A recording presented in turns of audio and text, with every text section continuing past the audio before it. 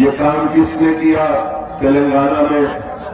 ये काम असदुद्दीन ओवैसी ने चंद्रशेखर राव के साथ मिलकर वहां पर मोदी को शिकस्त दी। मोदी ने तेलंगाना में एक नहीं, दो नहीं, तीन बहुत बड़े बड़े जलसे किए। अमित शाह तेलंगाना में आकर डेरा डाल दिए। योगी आदित्यनाथ हैदराबाद को आकर ये धमकी दिया कि अगर बीजेपी हैदराबाद में जीतेगी तो ओवैसी को यहां से भगा देगी। तो हैदराबाद और तेलंगाना की आवाम ने फैसला किया कि हम मोदी को हराएंगे, योगी को भगाएंगे, अमित शाह को हमने हरा दिया। ये बात मैं पूछना चाह रहा हूं हमारे मजलिस के मुखालिफिन से, क्या कांग्रेस पार्टी ने तेलंगाना में बीजेपी को हराया या असदुद्दीन ओवैसी ने मोदी को वहां पर शिकस्त दी? दूसरी बात, पार्लियामेंट का चुनाव मेरे पास हो चुका है तेलंगाना में। वहां पर बीजेपी का एक एमपी था, उस पार्लियामानी हस्ते का नाम सिकंदराबाद।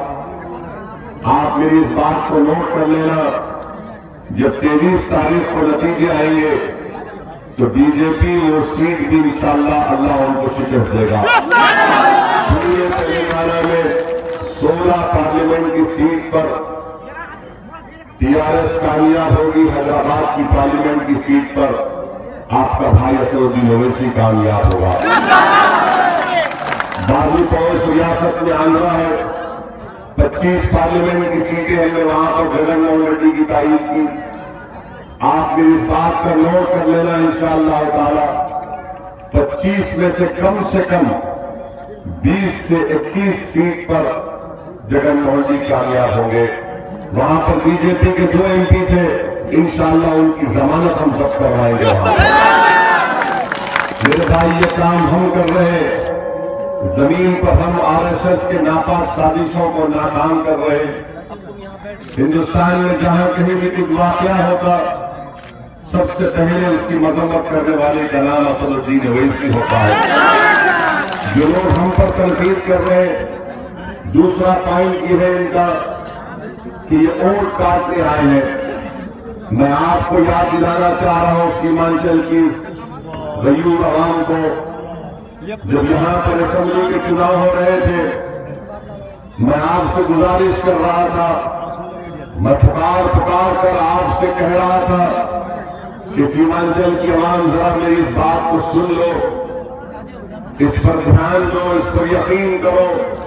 मैं आपसे पुकार कर कह रहा था, मैं आपसे हुज्जत कर रहा था, मैं कलाम के जरिए आपसे तकरार कर रहा था कि देखो जिस गठबंधन के नाम पर आप वोट दे रहे, वो नीतीश कुमार एक दिन जाकर मोदी के गोद में बैठ जाएगा। मगर आपने मुझसे कहा कि ओवैसी साहब हमने फैसला बना लिया है, फैसला ले लिया है कि हम गठबंधन का साथ देंगे। मैं आपसे एक सवाल कर रहा हूं, मुझे माफ कर देना अगर मेरी बात आपको तकलीफ पहुंचा रही है। ये आपने वोट डाला गठबंधन को, तो क्या आपसे धोखा नहीं हुआ? आपने मोदी के खिलाफ, बीजेपी के खिलाफ, आरएसएस के खिलाफ, अमित शाह के खिलाफ आपने वोट दिया, तो क्या आपसे धोखा नहीं हुआ? जब आपसे धोखा हुआ तो फिर इसका जिम्मेदार क्या नीतीश कुमार और कांग्रेस पार्टी भी नहीं है, जिसने आकर आपसे कहा था कि हमको वोट दो, हम बीजेपी को बिहार में रोक देंगे, मोदी को रोक देंगे। तो मेरे भाई ये जिम्मेदारी उन पर ही आयद होती है। गुजरात में असेंबली के चुनाव हुए, क्या ओवैसी जाकर वहां पर अपने कैंडिडेट खड़ा किए? क्या मेरी पार्टी मजलिस वहां पर इंतखाबात में हिस्सा ली? बावजूद इसके कि कांग्रेस पार्टी के सदर मंदिर गए, मोदी भी गए, और हद तो ये हो गई कि जब राहुल गाड़ी में बैठकर मंदिर को जा रहे थे तो मोदी ने कहा कि जब तुम गाड़ी में जाओगे तो मैं प्लेन को, उन्होंने तालाब को उतार दिया। उसके बावजूद भी आपको शिकस्त हुई वहां पर। मेरा एक भी उम्मीदवार नहीं था वहां पर। इसका जिम्मेदार कौन है? क्या मैं हूं? झारखंड में इलेक्शन हुआ, आप हार गए, इसका जिम्मेदार मैं हूं। मेरे भाई आज हम सीमांचल में जो लड़ाई लड़ रहे हैं वो आपकी इंसाफ की लड़ाई हम लड़ रहे हैं। हम सीमांचल में आपकी सफों में जो गुर्बत है उसका खात्मा करना चाहते हैं। जब कभी भी बरसात का मौसम शुरू होता लाखों एकड़ जमीन कट जाती है, कई इलाके हेडक्वार्टर से कट जाते हैं और आप परेशान रहते हैं।